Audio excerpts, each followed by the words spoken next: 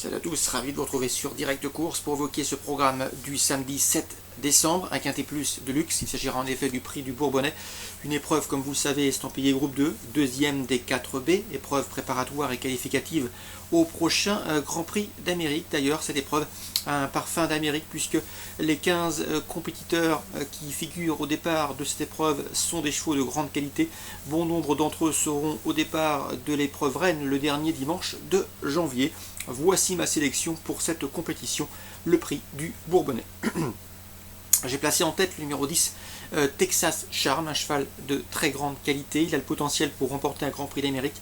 Ici, il fait face à un bel engagement au premier échelon. Sachez qu'il sera pour l'occasion déféré les postérieurs. Il ne l'était pas lors de ses 3 courses de rentrée effectuées à Rambouillet, à Caen et plus récemment sur l'hippodrome d'Argentan. Sachez également qu'il avait fait sensation lorsqu'il s'était imposé en début d'été sur l'hippodrome de Vincennes, faisant sien à la manière d'effort le prix René Ballière. C'est un cheval qui à mon avis est capable ici de prendre la direction des opérations et d'aller très loin. L'engagement est idéal, le cheval a maintenant 3 courses de rentrée dans les jambes, il sera def des postes, bref, c'est un postulant sérieux au succès. Bien sûr, on lui opposera le numéro 15, Ready Cash. Comme vous le savez, ce cheval n'a plus à faire ses preuves en pareille société. C'est d'ailleurs l'un des meilleurs trotteurs actuellement présents sur l'échiquier européen. C'est notre autre également que le double tenant du titre, où il avait par le passé déjà rendu victorieusement la distance. Il peut réussir la passe de 3, même si Texas Charm s'annonce comme un rival des plus sérieux. On retiendra également le numéro 9, Thiago Détang. J'ai bien aimé sa fin de course dans le Prix Bretagne où il s'est classé 3e. Le cheval est sur la montante, il est bien engagé, DFD4, l'écurie Christian Bijon est en pleine forme.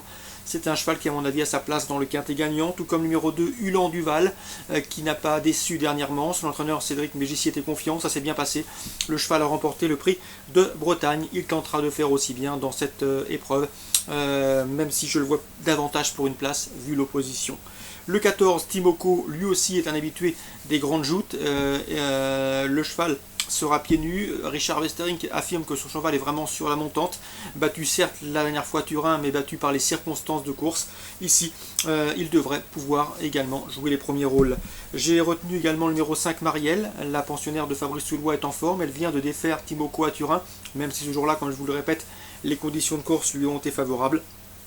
Pieds nus, cette jument qui possède une belle pointe de vitesse finale peut venir grappiller une place. Attention également au numéro 7, Passia Last, désormais placé sous la férule de Thierry Valdestin. Il s'agit d'un cheval âgé de 4 ans qui a déjà plus de 740 000 € de gains. C'est vous dire la qualité de ce cheval. Il n'est peut-être pas suffisamment endurci, suffisamment aguerri face à de tels compétiteurs, mais en classe pure, je le pense capable d'accompagner les précédents cités et de s'octroyer un accessite. Je retiendrai également le numéro 13, Royal Dream. Nul doute que Jean-Philippe Dubois va s'efforcer de ne faire que la ligne droite, le cheval rendant 25 mètres, contrairement à l'an dernier où il partait en tête, où il a terminé 2e de Ready Cash. Son objectif avoué, comme beaucoup d'entre eux, reste le Grand Prix d'Amérique, et même s'il ne fait que la ligne droite, je pense qu'il peut venir chercher une 4e, 5e place dans ce lot de grande qualité. Résumé chiffré pour ce quintet, 10, 15, 9, 2, 14, 5, 7 et 13.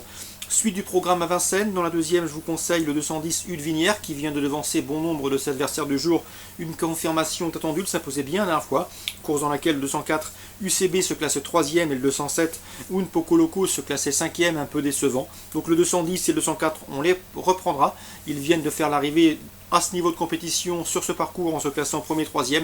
Je le reposerai toutefois pour une place, le 205 Ubu de Saint-Marc, qui s'est montré fautif la dernière fois en essayant de résister aux assauts. Cela dit, Vincent Rimbaud estime que son cheval est bien et il m'a confié qu'il ne serait pas surpris de le voir prendre une place dans ce lot, puisque ce 205 Ubu de Saint-Marc a été réservé pour meeting.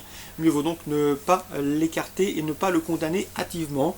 210, 204 et 205 pour cette épreuve. Dans la suivante, je vous conseille le 308. Dans cette épreuve, c'est Victoire. Victoire qui vient de s'imposer pour son objectif, le prix Marcel Laurent.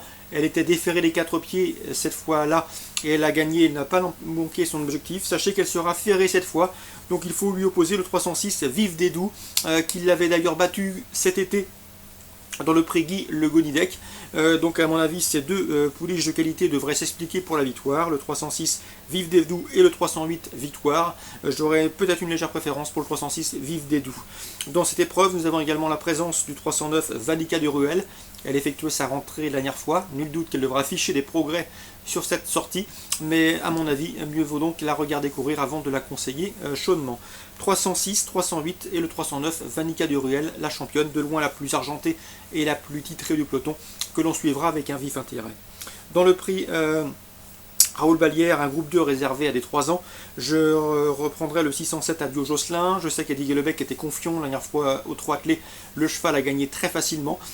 Il revient ici sous la selle, discipline dans laquelle il s'est montré fautif dans le prix Louis Tillet. Mais sachez que ce jour-là, il venait avec des ressources lorsqu'il s'est montré fautif dans l'ultime tournant. Et il aurait sans doute lutté pour les premières places. Donc il faut le racheter. Eddie Lebec a confié que le cheval était resté au mieux et qu'il en escomptait ici un très bon comportement. Donc le 607, la Bio Josselin, je le reprends, il a manqué ses débuts autre montée, un échec relatif, il faut le racheter en confiance, d'autant qu'il a gagné facile généralement. Il peut donc prendre sa revanche sur le 610 Azana Trembladez et le 608 Aquarat Fael, respectivement affichés première et deuxième de ce prix Louis Tillet, la course qui nous sert de référence. Donc on prend les mêmes et on recommence et on envisage une revanche du 607 à Bio Josselin, 607, 610 et 608. Course ciblée à Vincennes en ce samedi 7 décembre. La deuxième, la troisième et la sixième. Bonjour à tous, bon week-end et à demain.